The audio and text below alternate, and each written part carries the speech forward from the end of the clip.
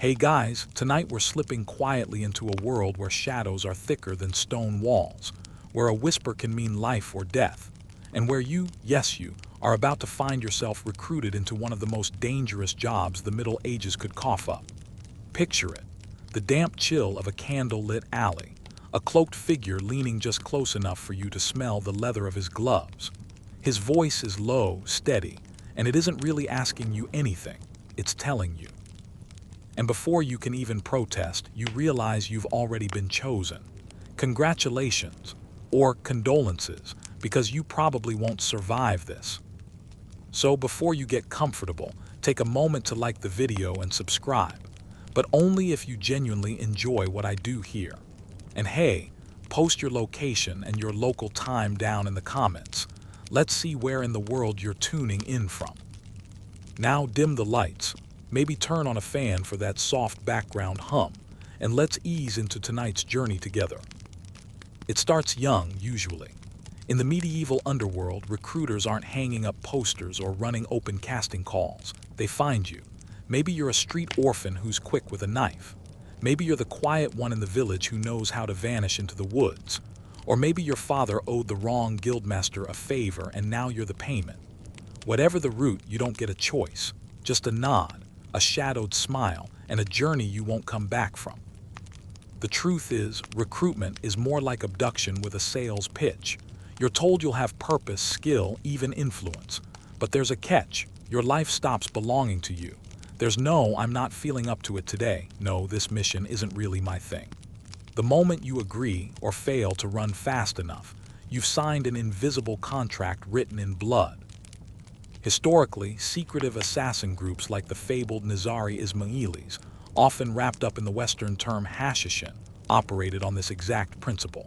They handpicked recruits for loyalty, cunning, and adaptability. You didn't need to be the biggest or strongest. Sometimes the opposite was better. Smaller, leaner bodies blended into a crowd, slipped through city gates unnoticed, and fit into crawl spaces where burly mercenaries couldn't. And once you were in for life. Your induction isn't all ceremony. It's mostly intimidation. Someone will make a point of telling you what happens to those who try to leave. Historians still argue whether some groups used elaborate staged paradise gardens to brainwash new members. But whether that's true or not, the effect was the same. They made sure you believed the outside world was nothing compared to what the order could give you or take away. They'll test you immediately. First, to see if you can follow orders without asking why. Second, to see how you handle fear. You might be told to stand in a crowded marketplace and watch a stranger for hours, memorizing every detail about their movement. Or you'll be handed a blade and told to slaughter a goat in total silence, just to prove you can kill without flinching. Fail these tests and you won't be released back into normal life. You'll be erased. You quickly learn that the order is everywhere and nowhere. Your recruiter might vanish for weeks, and then you'll catch the glint of his eyes watching you from the eaves of a church roof. Sometimes you're given tasks that feel pointless, delivering a sealed scroll to someone who burns it without reading, or burying a sack of coins in a field under moonlight. Each is a lesson, obedience over understanding. Curiosity isn't rewarded here, it's punished. One particularly nasty tradition. They'll send you back to your home village briefly, but not as a visit. Instead, you're ordered to sit in plain sight in the market or by the church steps and say nothing. If your old friends wave, you look through them as though you've never met. This is the ghosting ritual, meant to cut the last emotional thread tying you to the life you knew. You're still breathing, but to everyone you once cared about, you're gone. And it works. Within weeks, you begin thinking less like yourself and more like a weapon that walks. Your recruiter tells you that most people are sheep, slow, predictable, easy to herd. Your job will be to slip among them unnoticed until the moment you strike. But here's the thing. They're also telling everyone else in the order the exact same thing. Which means, in their eyes, you're also just another sheep. One with sharp teeth they'll happily pull if you ever stop following the shepherd. The weirdest part. There's no badge, no uniform, no secret handshake. You aren't a knight with heraldry or a monk with robes. You're deliberately invisible, just one more dirty-faced villager in the crowd. If you died tomorrow, no chronicler would bother writing your name, which, from the Order's point of view, is perfect. The fewer people who remember you existed, the easier it is for them to replace you. So here you are, bound to a cause you don't fully understand, trained to vanish at a moment's notice, and held in a grip so tight that even if you wanted to scream for help, you wouldn't dare. You've been recruited into the shadows. The only question now is whether you'll survive long enough to regret it. Training begins before your body's even ready for it. You wake before the sun, muscles still aching from the day before, and your first task is to climb a rope strung between two barn beams, while holding a dagger in your teeth. Why the dagger? Because one day you might need both hands to climb and still need to kill someone when you reach the top. You don't ask who that someone might be. Questions here tend to shorten your lifespan. The regimen is relentless. You run laps barefoot over gravel until your soles feel like cracked leather. You scale wooden walls slicked with pig grease just to simulate scaling stone in the rain. Every fall earns you a smirk from your trainer, a wiry man who's never once called you by name. You are boy, girl, or fool, depending on his mood. He's missing 2 fingers, though no one says how, and somehow he can still snap a dagger into the air and catch it without looking.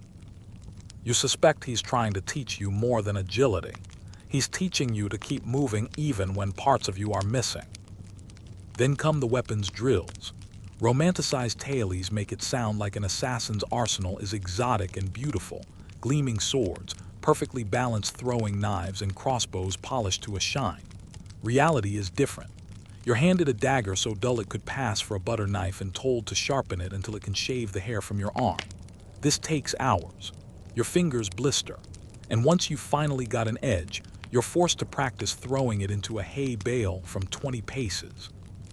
In the dark, you also train with poison, though train is a generous word. Your master plunks down a row of small glass vials, each filled with something different: crushed belladonna berries, powdered arsenic, hemlock paste. Your task is to learn their colors, smells, and the way they dissolve in wine or broth without leaving a trace. And here's the catch. You can't just rely on memory. The test is that they'll swap one for sugar, one for ground pepper, and if you taste the wrong one, you'll be writhing on the floor by evening. Survivors call it the weeding out. They even make you build up an immunity to certain toxins. At least, that's the idea. Every few days you're given a small dose of something unpleasant, just enough to make your stomach knot and your head pound. Historians still argue whether this method actually worked or was just a way to keep recruits too sick to think about running away.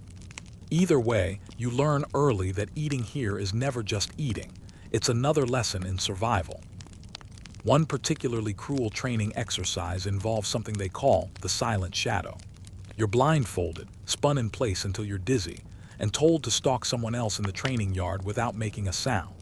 Step on a twig, rustle a leaf, or even breathe too loudly, and you'll get a sharp smack between the shoulder blades from your instructor's stick. It doesn't matter if you complain you can't see. It's about teaching your body to move like water, flowing around obstacles you can't anticipate. And because nothing here is without danger, there's also live sparring, by which they mean fighting with dulled blades that can still bruise, break fingers, or knock teeth loose. You're taught that killing in the field isn't about big heroic swings. It's about small, precise motions that leave no room for your opponent to scream. Your trainer repeats the same phrase so often it lodges in your brain. Fast is slow, slow is dead. Food, minimal. They keep you hungry on purpose because a starving assassin moves faster than a full one, and hunger sharpens focus. A bowl of barley porridge in the morning, maybe a crust of bread in the evening. Sometimes you're given a raw onion and told it's dinner. On rare occasions, you get meat, but only after a brutal training day where every calorie you eat will be burned twice over. You begin to realize this isn't just physical conditioning, it's psychological warfare. They're stripping away comfort, luxury, even the idea of safety, until all that's left is instinct. The strange thing is, it works. Your balance improves. Your hearing sharpens. You start noticing the creak of floorboards and the faint scrape of boots on stone. You find yourself holding your breath without realizing it when someone walks past in the dark. but it's not without cost. By the end of the first month, your joints ache like you're twice your age. The rope burns on your palms never quite heal before they're reopened, and you can't remember the last time you spoke your own name aloud. In this place, identity is a luxury, and luxuries are liabilities. Then one day, your trainer announces the night test. No explanation. You're blindfolded and led deep into the forest, then left there without food or water. Your task: find your way back to the compound before dawn without being caught by the other recruits who have been sent to hunt you. They call them wolves, and they've been told to rough you up if they catch you. Not enough to kill you, but enough to make you wish you moved faster. You learn to hide in plain sight, crouched under low branches or half buried in leaf litter, heart pounding so loudly you're sure it will give you away. When you finally stumble back through the gates, mud-caked and shaking, there's no applause, just your trainer's nod, the kind that says good enough to keep alive one more day. And that's the real lesson here. In this life, survival isn't a triumph. It's just the baseline expectation.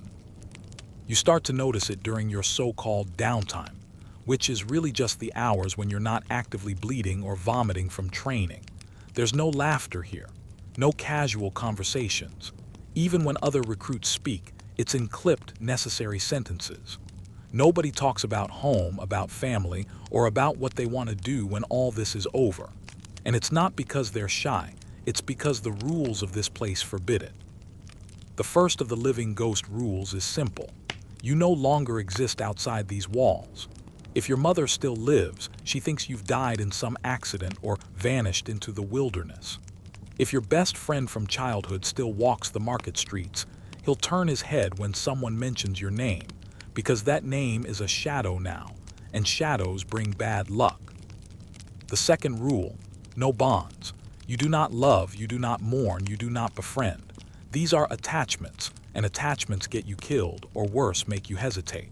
And hesitation is a fatal sin in this line of work. So they cut those threads early. You remember the ghosting ritual from recruitment.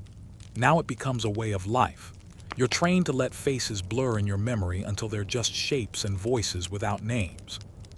It doesn't matter if the person in the bunk next to you has stitched your wounds more times than you can count. If they vanish tomorrow, you won't even whisper their name. Because here's the part they never put in the legends. Assassins disappear all the time. Sometimes on missions, sometimes right in the middle of the night when a senior decides they've outlived their usefulness.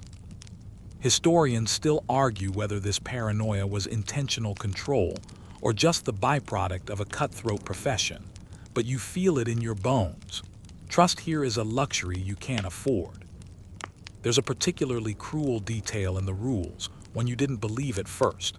If you do, by some miracle, cross paths with someone from your old life, you're expected to act as though you've never seen them before. No eye contact, no smile, nothing. If they call your name, you keep walking. It's more than disguise, it's erasure.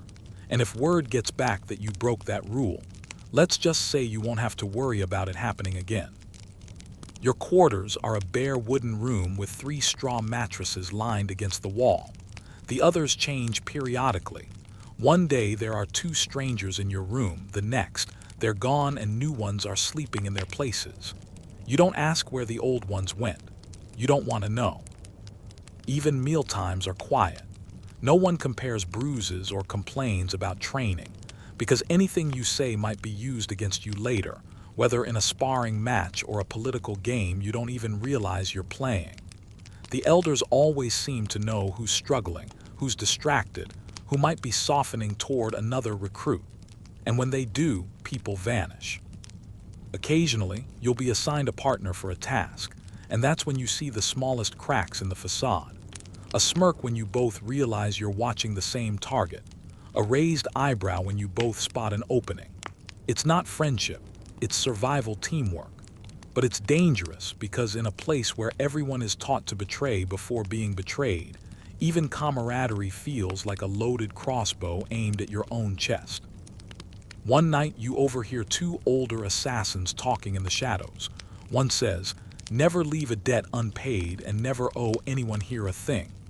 The other laughs quietly and replies, "I've buried more friends than enemies." You can't tell if it's a joke or a confession. And then there's the third rule, one they don't write down but you learn quickly. The order owns your silence forever. If you leave on purpose or in a pine box, you do not tell anyone about what you've done, who you've worked for, or the secrets you've carried. Break that silence and they will find you.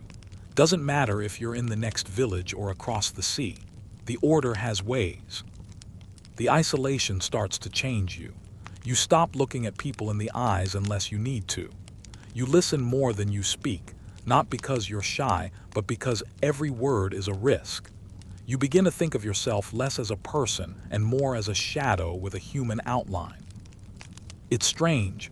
Your senses sharpen, your instincts grow faster, and yet your world feels smaller every day. There are no birthdays here, no holidays. Time is measured only in missions, training sessions, and the rare, stolen hours when you're allowed to sleep without fear of being shaken awake. And sleep, it's never deep. You learn to rest lightly like a cat in an alley, aware of every creak of the floorboards, every shift in the air. Because in this life, even your dreams aren't entirely your own. The final test of the living ghost rules comes when you're ordered to burn something precious from your past. Maybe it's a carved wooden toy, a scrap of cloth from your old home, or a single page torn from a book you once loved. You hesitate, just for a heartbeat, and your trainer's voice cuts in. If you can't destroy that, you'll never survive destroying someone else. The ashes scatter into the wind and you feel lighter, emptier. It's supposed to be freeing, they say. But deep down, you know it's just another way they've hollowed you out, leaving a vessel they can fill with whatever they need. From here on, you are a ghost walking in daylight, seen by everyone, remembered by no one. And that, they say, is exactly how it should be. Forget what the ballads say. Your tools of the trade are not dazzling works of art gleaming under torchlight. There's no velvet-lined chest of pristine weapons waiting for you like some royal gift. Instead, you get what's available, and what's available is often dented, rusty, or missing a screw. Your first real assignment weapon, a dagger with a chipped edge and a wooden hilt that wobbles slightly every time you grip it. It's not the blade, it's the hand that holds it, your trainer mutters, clearly pleased with himself. Sure, but it's hard to feel like a deadly shadow when your dagger feels like it was fished out of a swamp. Crossbows aren't much better. Forget the finely tuned, perfectly balanced versions in modern museum displays.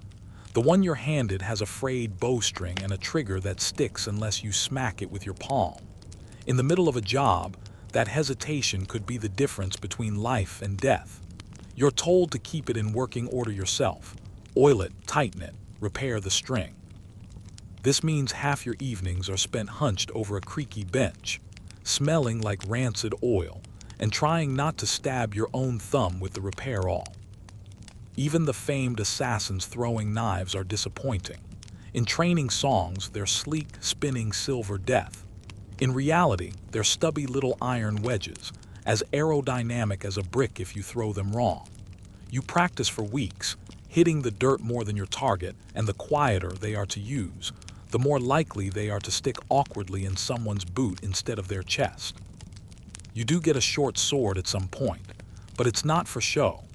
It's the workhorse of medieval weaponry, ugly, utilitarian, and heavy enough that carrying it under your cloak makes you walk like you've got a bad hip. And then there's maintenance. Your superiors don't just hand you a weapon and wish you luck. No, they expect you to live with it, sleep near it, keep it so clean it could double as a shaving mirror, except, paradoxically, they also expect you to make sure it doesn't look clean, so no guard gets suspicious you're armed. You learn to give your blades a thin smear of soot so they don't glint in the moonlight. The soot also smells faintly of burnt meat, which means you're constantly trying to hide the fact that you reek like last night's cookfare. The quirky bit? Some assassins swear by totally unconventional weapons. A length of silk scarf soaked in lead powder and knotted at the ends becomes a silent garrote. A stick of hard cheese. Yes, cheese.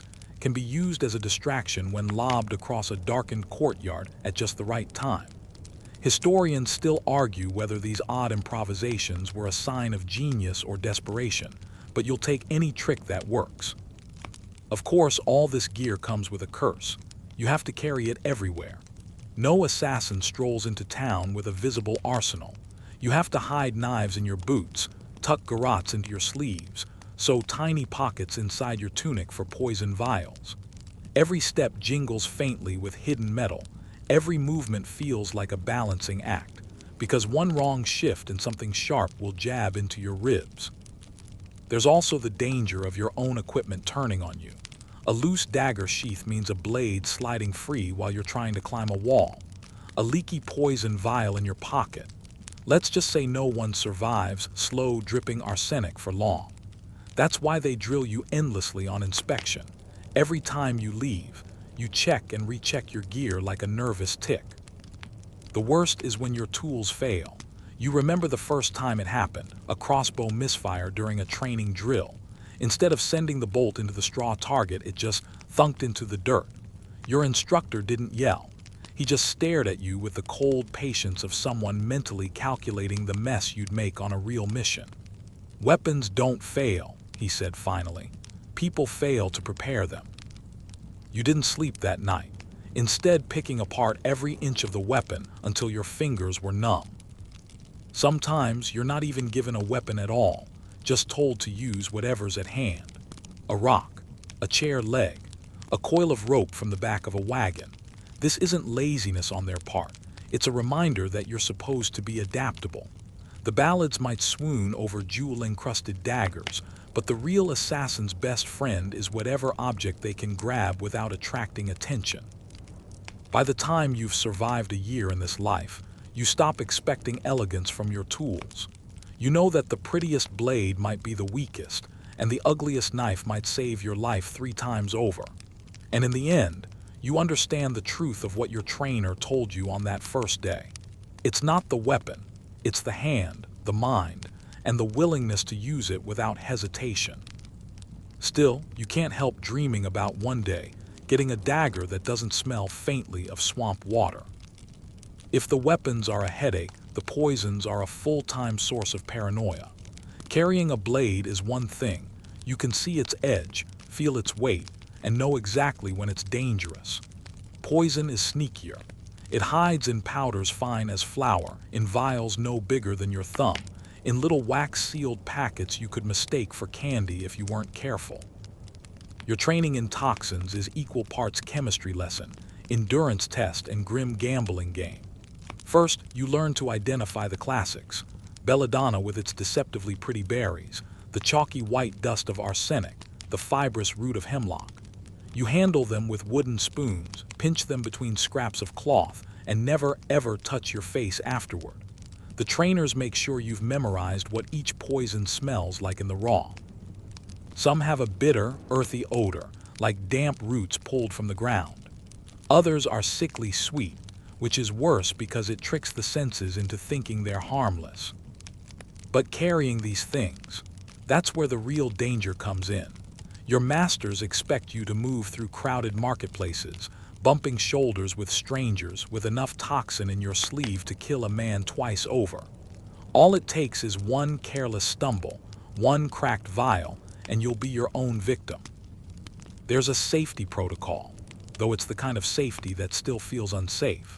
All poison containers are sealed with wax or clay, then wrapped in oiled leather to keep them dry.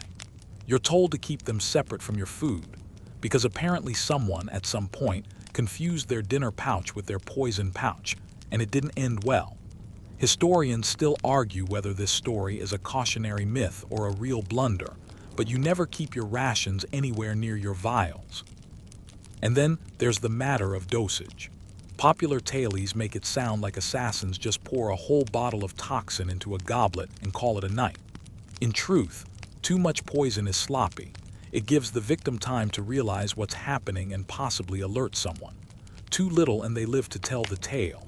You practice measuring lethal amounts using grains of sand to mimic the powders. The wrong hand tremor can mean the difference between perfect silence and a botched job. Of course, your trainers don't stop at theory. They test you with what they call microdosing immunity, forcing you to ingest minuscule amounts of certain poisons over weeks until your body can withstand them. It's a miserable process. Some days you're doubled over with stomach cramps. Other days your vision blurs and you vomit until your ribs ache. They say it will keep you alive if a target fights back with a tainted weapon or cup, but you suspect it's just another way to keep you dependent. Because if you ever left, your body might still be carrying traces of toxins, and the slow withdrawal could kill you. You also learn the art of disguise, not for yourself, but for the poison. A little arsenic in powdered sugar for pastries, hemlock mixed into parsley garnish, or a dab of aconite hidden in ointment for a wound. One older assassin jokes that he could kill a man with nothing but a healing salve, and you believe him. But here's the thing about poisons. They make you paranoid too. Every time you eat, you eye your own food like a suspicious stranger prepared it, because sometimes one of your own might have. In this profession, the person who trains next to you in the morning could be ordered to eliminate you by supper. The quirkier side. Not all poisons are deadly. Some are meant to incapacitate, a dust that sends a victim into hours of violent sneezing, a tincture that makes someone fall into a deep, unshakable sleep. These can be useful when killing isn't the goal or when you just need to sneak past a guard without spilling blood. Still, you have to carry them with the same care, because even mild toxins can turn lethal in the wrong hands or the wrong dose. And then there's the worst nightmare, mixing them up. You remember the story of a recruit who was supposed to deliver a vial of sleeping draft but grabbed one of pure aconite instead. The target died instantly. Problem was, the mission called for keeping him alive for questioning. The recruit vanished the next day, and no one asked where he went. By the end of your first year, you develop a habit of touching your vials every few minutes, making sure they're still sealed, still there, still deadly. It's a strange kind of comfort, like carrying a little piece of control in a life where everything else is unpredictable. Still, every time you slip a vial into your sleeve before a mission, you can't shake the thought. In this job, your sharpest blade might be invisible, but so might your most dangerous mistake. For an assassin, clothes aren't about fashion, they're about survival. You don't dress to impress, you dress to disappear. And in the Middle Ages, that means you need a disguise for every possible crowd. Your wardrobe is a chaotic mix of scratchy tunics, patched cloaks, and trousers that never quite fit right. There's no such thing as a perfect size, when half your disguises are stolen off clotheslines or taken from someone who no longer needs them. You might spend one night dressed like a traveling monk, the next as a fishmonger reeking of yesterday's catch, and the night after that as a weary pilgrim trudging towards some holy sight you've never actually seen. The trick is blending in without attracting the wrong kind of attention. Wear clothes too fine and you'll look like a thief in stolen garb. Too ragged and guards might stop you just to check if you're carrying plague. Your instructors drill into you that every detail matters. The dirt under your nails, the calluses on your hands, even the way you walk. A noble's gait is different from a beggar's, and a soldier's stance is nothing like a scholar. Get it wrong, and you'll be spotted faster than if you wore a sign saying, "I'm here to stab someone." Of course, the reality of these disguises is far less glamorous than it sounds in the ballads. Wool tunics itch relentlessly, especially when you have to wear them in the heat. Linen shirts get soaked through with sweat and cling like wet parchment. You've worn cloaks so heavy with rain that every step feels like dragging a corpse behind you. And don't get started on the shoes. Half the time they're borrowed pairs that pinch your toes or rub your heels raw. One quirky tidbit from your training: you learn to carry tiny pouches of dirt, coal dust, and dried herbs so you can adjust your look on the fly. A smear of soot makes you look like you've just stumbled from a blacksmith's forge. A pinch of flour dusted into your hair can age you a decade in the right light. Historians still argue whether such tricks were widely used or just exaggerated by later storytellers. But you've seen firsthand how a few crumbs of bread stuck in a beard, can sell the role of a weary traveler better than any expensive costume. And then there's the smell. Disguises often come with odors, fish scales, stable muck, stale ale, that cling to you for hours after you've shed the outfit. It's not just unpleasant, it's dangerous. If you're posing as a washerwoman but still smell faintly of the tanner's pit from yesterday's roll, someone might notice the mismatch. Your instructors love to quiz you on scent consistency in the field, which basically means they'll douse you with something foul and see how convincingly you carry it. Changing outfits isn't just about changing clothes, it's about changing skin. You have to think like the person you're pretending to be. If you're dressed as a cobbler, you better know how to talk about shoe leather. If you're a merchant, you need to haggle convincingly without accidentally nomming prices in the wrong currency. A single slip can undo hours of careful preparation. Of course, disguises don't always work. You remember one mission in particular. You dressed as a humble farmhand to get close to your target. Everything seemed perfect until a real farmhand spotted you and started asking about the harvest schedule.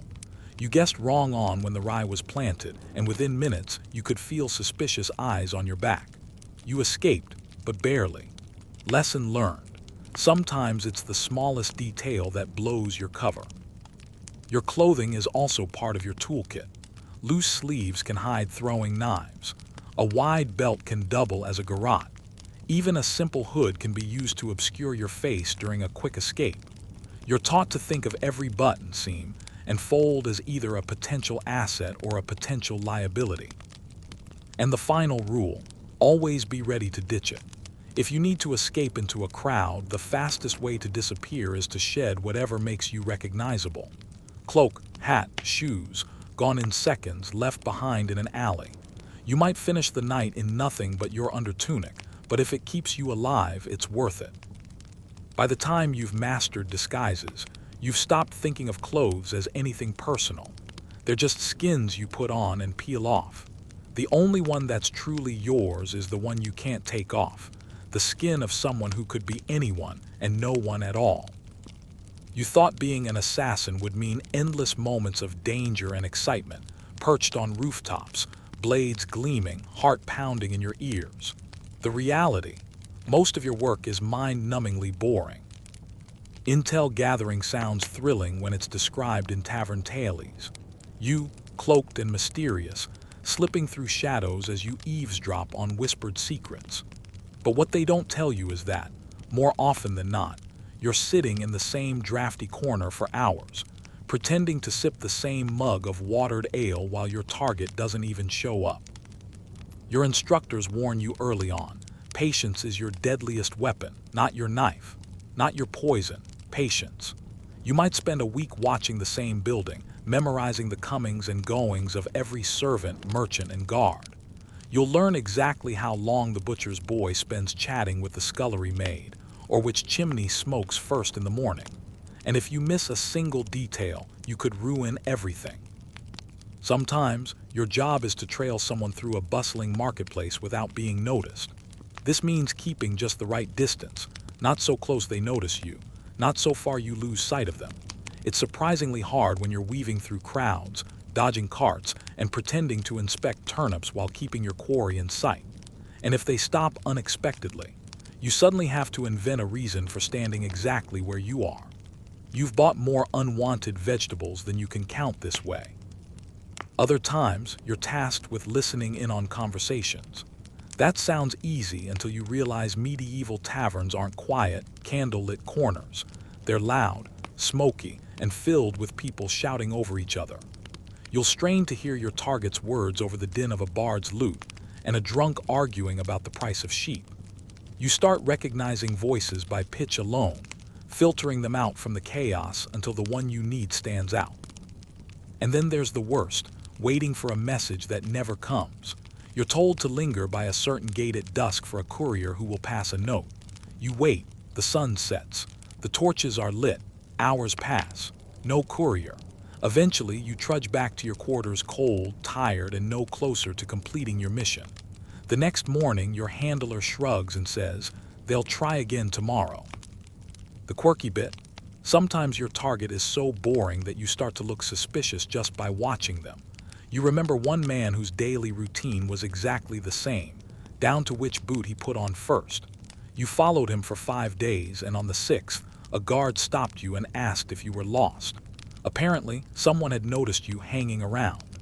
The irony wasn't lost on you. You were supposed to be invisible, yet your boredom made you stick out. Historians still debate whether medieval assassins worked more as information gatherers than killers, but from your experience, spying is most of the job. You become an expert in blending into background noise. Never the loudest laugh, never the brightest clothes, never the one in the middle of the room. You learn to sip drinks slowly, to lean casually against walls, to always have a plausible reason for being exactly where you are. But the stillness gets to you. Your muscles itch from inaction. Your mind starts to wander, inventing dangers that aren't there. You begin to crave movement so badly that even a simple errand, walking across the city to deliver a coded message, feels like a grand adventure. And when something does finally happen, a sudden change in the target's behavior, a whispered name you've been waiting to hear, it's like lightning striking after weeks of gray skis. That's when you remember why you endure the boredom. Because all that waiting, all that watching, all that pretending you're not paying attention, it builds to the single, perfect moment when you know exactly where your target will be, who they'll be with, and how they'll die without anyone realizing you were ever there. Until then, you'll just keep sipping bad ale, lurking in corners, and pretending to be very, very interested in turnips.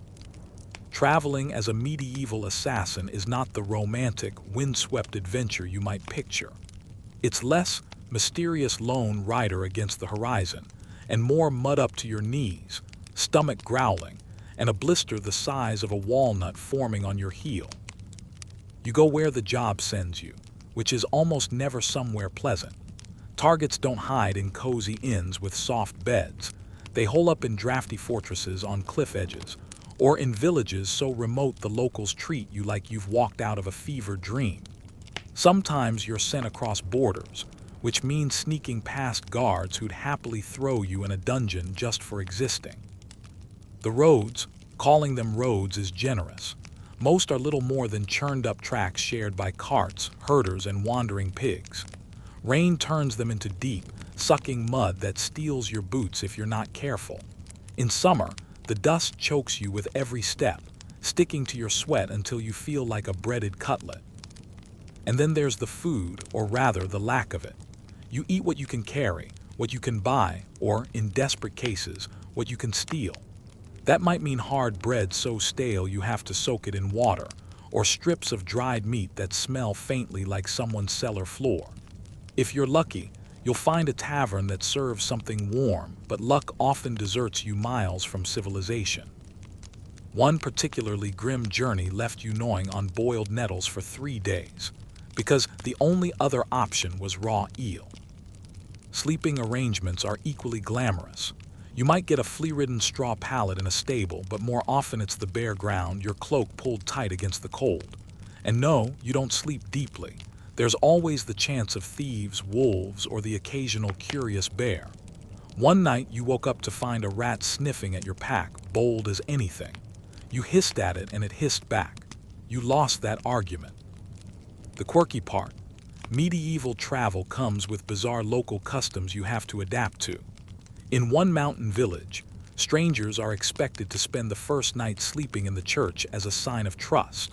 You had to curl up between a stone wall and a carved angel while pretending to be deeply pious, all the while wondering if anyone recognized you from a wanted poster. Historians still argue whether assassins traveled alone or in small groups for safety. In your experience, traveling with others can be just as risky. They might be thieves, spies, or worse, assassins with orders that contradict yours. Solitude may be dangerous, but it's predictable. The travel itself eats into your morale. There's no way to look intimidating when you arrive at your destination limping, mud-streaked, and smelling faintly of goat because you had to hitch a ride in a farmer's cart. And the worst part, By the time you get there, you have to immediately start working, staking out routes, finding safe exits, mapping escape points, all on little sleep and whatever dubious stew you manage to choke down. Yet the road has its moments. Sometimes the moonlight hits the hills in just the right way, and the air is so still you can hear the distant bark of a fox. Sometimes you meet travelers who share a story or a song, and for an hour, you're just another wanderer, not a blade for hire. But those moments are rare, and they vanish quickly, like the feeling in your feet after a day's march in wet boots. By the time you reach your next mark, you're exhausted before the real work even begins. But there's no rest in the assassin's trade. You take a deep breath, square your shoulders, and step into the new city, ready to vanish into its alleys. The mud, the hunger, the bruises, they'll fade. The mission won't. It would be easier if every target was a cartoon villain, twirling a mustache, kicking puppies, and loudly declaring their evil plans. But in the assassin's life, your assignments aren't chosen for moral clarity. They're chosen for politics, profit, or power. And that's when the real trouble starts. You've been sent after brutal warlords who burned villages, sure. But you've also been ordered to take out scribes, merchants, even a young woman whose only crime was marrying into the wrong family. Sometimes you can harden yourself, telling that quiet part of your mind that you're just a tool, nothing more. Other times, you stand in the shadows and feel the weight of it press into your ribs like an extra dagger. One winter in Bruges, your mark was a guild master accused of cheating the city council. You watched him for days, expecting to see arrogance or cruelty. Instead, you saw him slip extra bread to beggars, pat his apprentices on the shoulder, and kiss his wife on the forehead before heading to work. The job still had to be done. Orders are orders. But that night, the coin in your pouch felt heavier than the blade in your hand. The quirky thing, sometimes the target knows about you before you even arrive.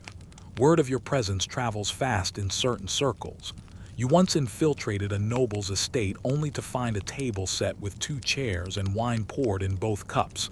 He gestured for you to sit and said, "If you're here to kill me, at least hear my side of the story." You left him alive for the moment.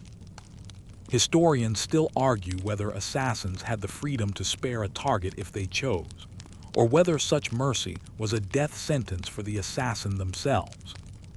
It's not just morality that tangles you up, it's the mess of conflicting allegiances. A man you kill today might have been the secret patron funding a rebellion against someone far worse. The woman whose throat you cut in the dark may have been on the verge of brokering peace. Sometimes you hear about the consequences months later, when news drifts down the trade roads. Other times, you never know, and the uncertainty gnaws at you on long, silent nights. And then there's the creeping suspicion that you're just a pawn in someone else's petty grudge. A duke hires you to remove a dangerous conspirator, and you find out later that the so-called conspirator was simply his more popular cousin. You do the deed, but the truth festers. You begin to understand why old assassins drink so much. Wine dulls the edges of both conscience and memory. Still, you develop survival rituals. You stop asking why and focus on how. You learn to erase faces from your mind, to remember them only as positions on a chessboard. It doesn't make the guilt go away, but it lets you function. Some nights, when sleep is thin, you imagine all those you've killed gathering in the shadows at the foot of your bed. They don't speak, they just watch. You tell yourself it's only a job. You tell yourself that if you didn't do it, someone else would. And maybe that's true. But there are moments, brief, unguarded moments, when you wonder what kind of person you might have been if you'd never been chosen for this life. And then a courier finds you with the next set of orders, sealed in wax and heavy with expectation. You slip the paper into your pouch and push the questions away. The road calls, and the blade must be ready. Failure isn't part of the assassin's vocabulary, at least not officially. The contracts you take are supposed to be ironclad. You study the target, slip in, strike, and vanish without a ripple. But reality is messier. A bad lead, a wrong turn, a door that's supposed to be unlocked but isn't, and suddenly you're improvising in the worst way possible. And when you fail, Let's just say creative punishments is the polite term. Sometimes the punishment comes from your own guild or employer. The most merciful consequence is losing your pay, which still stings, especially after weeks of miserable work for nothing. But other times the punishment is more permanent. Old-timers tell stories about an assassin who botched a job for a Venetian merchant. Instead of paying the agreed sum, the merchant's guards delivered him to a rival gang, who made sure he'd never climb a wall again, mainly because his legs were no longer attached. Of course, the quirky thing about medieval justice in the assassin world is that failure doesn't always mean you're in trouble with your side. Sometimes it's the target's side that wants to make an example of you. Historians still argue whether these public executions were rare or more common than the official records suggest, but the whispered stories are plentiful. Heads spiked on city gates, bodies displayed in market squares, messages carved into skin. It's not just meant to punish you, it's meant to terrify anyone who might take your place. And here's the kicker. Even surviving a failed job can be worse than dying on the spot. If you escape, you spend the rest of your life glancing over your shoulder. Every stranger at the tavern might be a bounty hunter. Every rider on the road might have your description in their saddlebag. Failure brands you in a way no scar can. You remember one night in Lyon when a job went sideways in the most ridiculous way possible. Your rope, carefully coiled and tested, snapped halfway down a city wall. You landed in a cabbage cart, bones mostly intact, pride in pieces. The sound drew guards faster than you thought possible, and before you could vanish, you were surrounded.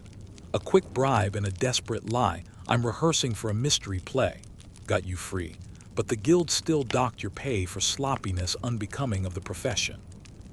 The truth is, in the assassin's trade, success is invisible, but failure is public and loud. No one throws you a feast for a clean kill, but the whole city will talk about you if you trip on a rooftop and faceplant into a chimney. And those stories travel. Months later, you'll arrive in a new town and someone will greet you with, "Hey, aren't you the guy who?" And you'll cut them off before they finish the sentence. Sometimes the creative part of the punishment is psychological. A handler might assign you the worst possible next mission, a freezing mountain trek in winter, or shadowing a paranoid target who changes lodgings every night. It's their way of saying, "Earn back our trust, and maybe we'll stop trying to freeze, starve, exhaust you to death." In this line of work, you learn quickly. Botched jobs aren't just embarrassing, they're lessons written in pain. You double-check your gear, rehearse escape routes until you can run them blindfolded, and treat every job like the last one you'll ever take. Because one day, it will be. Trust is the currency you never quite earn in the assassin's world. And everyone, from handlers to fellow blades for hire, keeps theirs locked away like gold in a fortress. Even when you're officially part of the team, you can feel the invisible dagger hovering near your ribs. You might think your guild would have your back, that the people who train alongside you would be like brothers and sisters. But remember, these are people raised on the same lessons as you. Lesson 1, survival comes first. Lesson 2, if someone else's misfortune keeps you alive, you don't ask too many questions. You've seen the paranoia in their eyes when you get too close to their gear or their food. There's a reason every assassin in the barracks keeps their wine sealed and their bedding trapped under something heavy. Poisoning is the go-to betrayal in this trade, partly because it's efficient and partly because it doesn't make a mess for the cleaner. Historians still argue whether medieval assassin guilds had strict anti-poisoning rules internally, or whether it was just kill at your own risk. But the fact you can't leave your cloak unattended for more than 2 minutes without worrying about a needle in the hem tells you everything you need to know. And it's not just colleagues you can't trust. Employers, lords, bishops, merchants often treat you like a valuable but dangerous hunting dog. They feed you just enough to keep you useful, but they also keep a leash ready in case you turn. More than once, you've been paid for a job, only to have the same person send someone else after you to tie up loose ends. That's why you never count your gold until you've crossed 3 city borders. One of the quirkiest betrayals you've experienced came in Marseille, when another assassin handed you a set of perfectly accurate sketches of a target. The man in the drawings looked exactly like half the dock workers in the city. Whether it was incompetence or malice, you'll never know. But you spent 2 weeks shadowing the wrong person. When you got back, your helpful colleague had already taken the job for himself and collected the pay. You start to develop habits, paranoid, exhausting habits. You never sit with your back to a door. You scan every reflection in every polished surface. You test every gift before using it. At night, you wedge something noisy against your chamber door. A loose shield, a pile of mugs, even a live goose once, just in case someone tries to slip in quietly. And it's not paranoia without cause. Once, after a job in Milan, you woke to find your boots missing. Harmless prank. No, someone had coated the inside with a resin that would glue to your skin after a few minutes. Where? Hard to escape on bleeding feet. You ended up wrapping your legs in rags and hobbling for 3 days until you could buy replacements. The deeper you go into the trade, the clearer it gets. Trust is a weakness you can't afford. You can share a drink, a laugh, even a rooftop with someone. But the only person you sleep deeply around is yourself.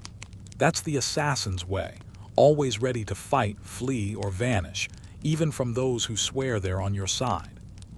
Your body starts betraying you long before your mind does. In the first few years, you bounce off rooftops, vault over walls, and sprint through rain-slick alleys like a fox with a mission. But the trade has a way of shaving years off your bones.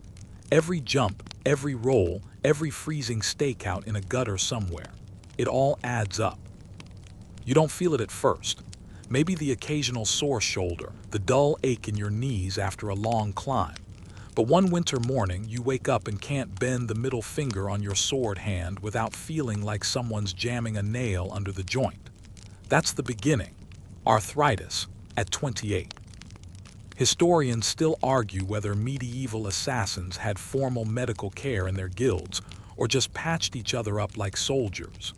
Either way, you've learned that treatment often means being handed a pot of pungent salve and told to rub it in until the swelling goes down.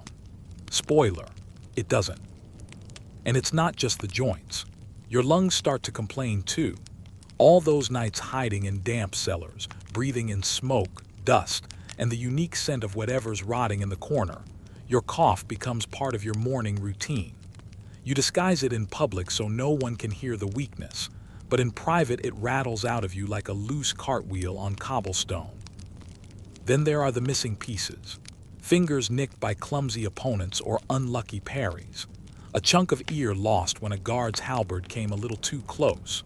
Scars layered on scars until you can't remember which one came from which job.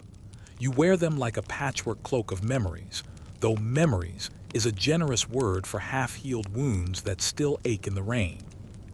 One quirky but miserable side effect of the trade: rope burns. You spend half your life climbing, and medieval rope is made from rough hemp or hair, fibers that chew into your skin until your palms look permanently scoured. You try wrapping them in leather strips, but then you lose the fingertip sensitivity you need for delicate work, like locks or tiny vials of poison. So you make peace with hands that look like they've been through a cheese grater. There's a quiet humiliation in realizing your body is aging faster than everyone else. You see other people in the tavern, blacksmiths, bakers, who are older than you but walk with the easy grace of people who haven't had to leap from roof to roof in the rain at 3 in the morning. You, on the other hand, hobble to your stool like a man twice your age, and that's on a good day. The worst part, the guild notices. When you're no longer the fastest or the strongest, you stop getting the clean, easy contracts. They send you after the dangerous ones, the ones no one else wants, partly because you have experience, but partly because you're expendable now. And you feel it in your bones, literally. Every mission takes longer to recover from. Every bruise lingers like a stubborn debt. You start to wonder if your body will simply give out mid-job. Maybe it'll be a slippery rooftop, maybe a ladder rung snapping under your weight, maybe just the wrong turn of a knife hand in a moment of fatigue. Either way, you know one truth. In this line of work, your body doesn't get to retire gracefully. It just stops one day and the job stops with it. Retirement. That's a word for merchants, for craftsmen, for people whose lives don't depend on keeping secrets that could get them killed. In your world, retirement is a running joke, the kind you tell with a wry smile over a chipped mug of ale and then glance over your shoulder just to make sure no one's listening. The guild doesn't hand out pensions. There's no gold watch after 20 years of service, no cozy cottage by the river.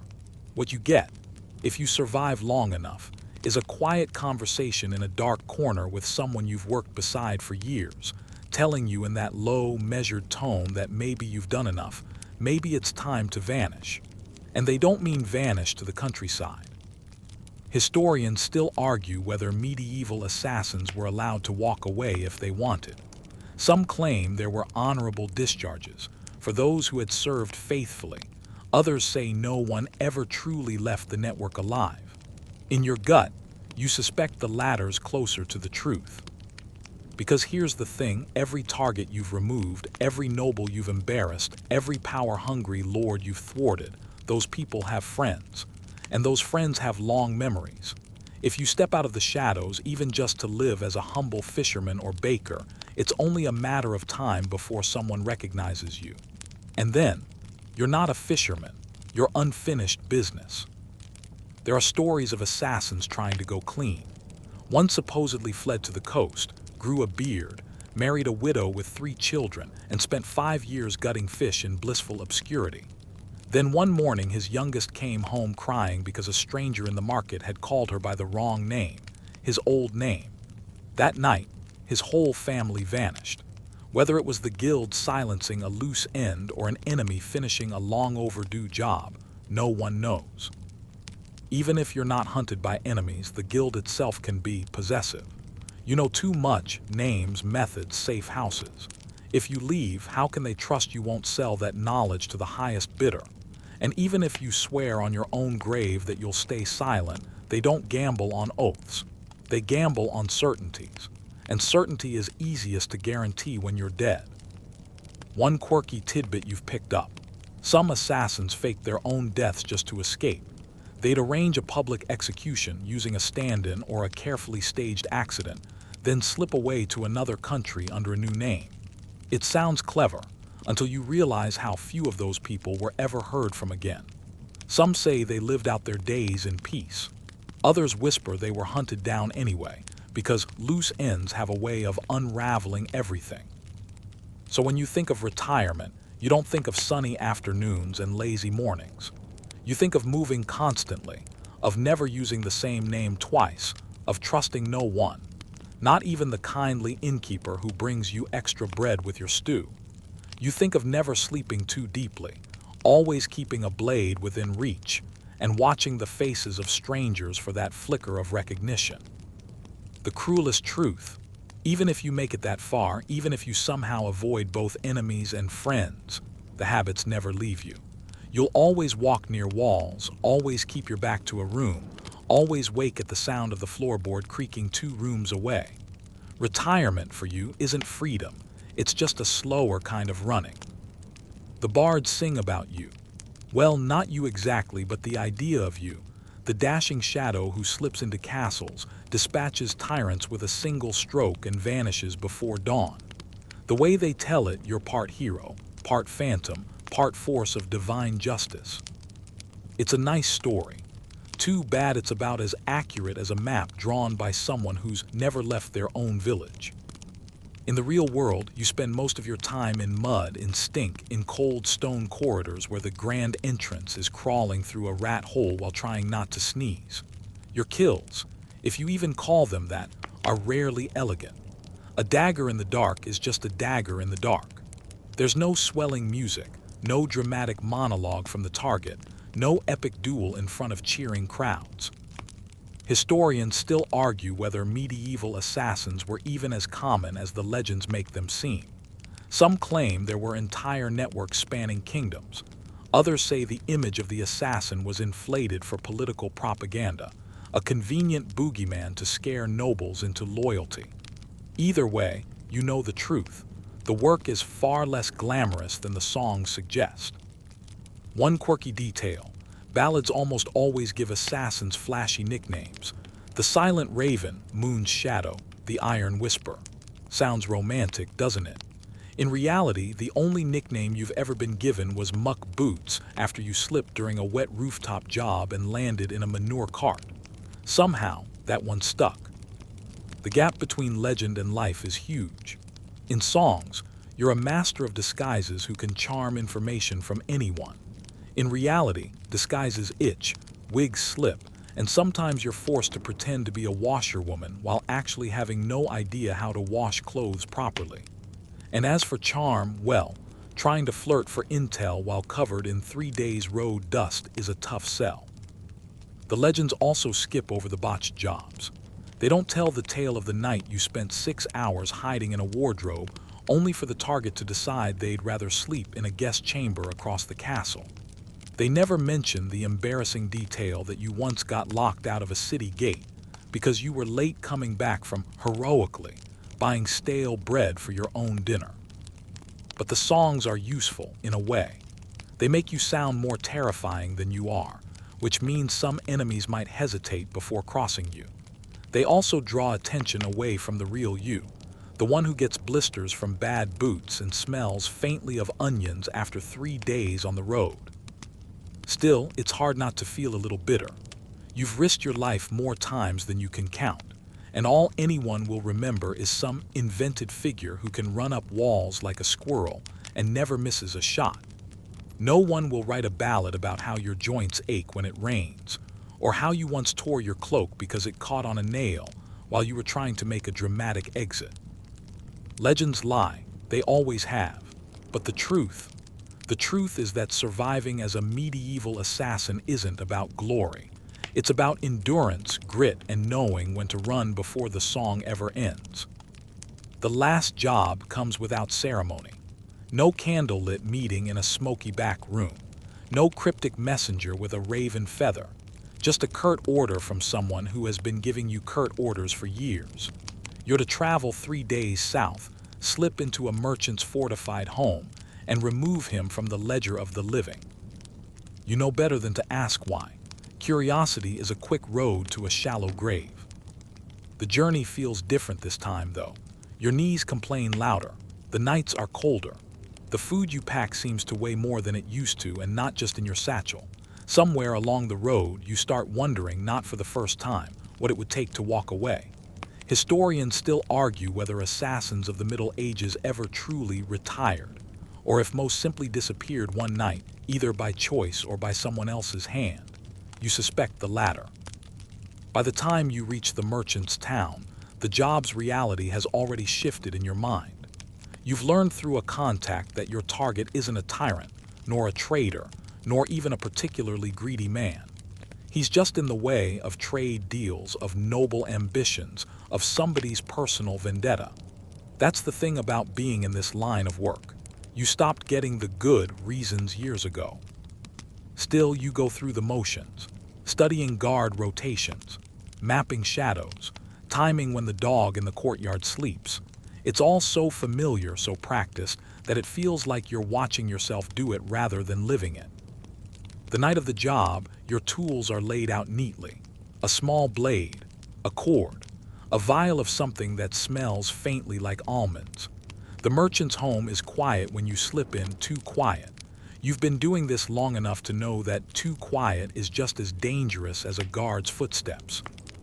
Halfway to the bedchamber, you catch it, the faintest shift of weight in the darkness behind you. Instinct takes over. You pivot, blade ready, but the figure in the shadows isn't a guard. It's another like you, clothing meant to melt into night, eyes sharp, posture poised. For a fraction of a second, you both freeze. You know what this means. Someone else was sent to ensure the job is finished. Or maybe they were sent to finish you. There's no fight, no whispered bargain. Just a silent acknowledgement, and then they move past you toward the merchant's chamber. You don't stop them. You can't decide if that's because you're tired or because you've finally had enough.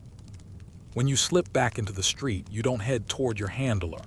You walk the opposite way into the winding alleys where no one will see you. You know the truth. Every assassin has a last job, but most don't get to choose when it comes. Maybe tonight you just did. You keep walking until the noise of the town fades into the gentle hum of night. The cobblestones beneath your boots are uneven, but your pace slows, and with it, the knot in your chest loosens. The air is cool, smelling faintly of damp earth and distant wood smoke. Somewhere far behind you, the job is still happening. The silent scuffle, the breath caught in a stranger's throat. But here, under the faint silver wash of moonlight, there's nothing but the sound of your own steps. You imagine you're just another traveler heading home. No daggers tucked in your belt, no poisons hidden in your pouch. Just a tired soul looking for somewhere quiet to rest. The image is almost believable if you let it linger long enough. Maybe the stories won't remember you. Maybe the songs will never get your name right if they mention you at all. That's fine. Let the ballads belong to someone else, someone who never existed. You've lived the truth, and now, maybe, you'll live something gentler. The night breeze wraps around you like a blanket, and for the first time in years, you don't feel the weight of orders waiting to be carried out. You just feel here, present. Your eyes grow heavy, the rhythm of your walk slowing until the stillness almost carries you forward on its own. Somewhere ahead, there's a place to rest. Somewhere ahead, the work finally stops. And as you disappear into the quiet, the world keeps turning, soft and indifferent, cradling you in its endless night. Sweet dreams.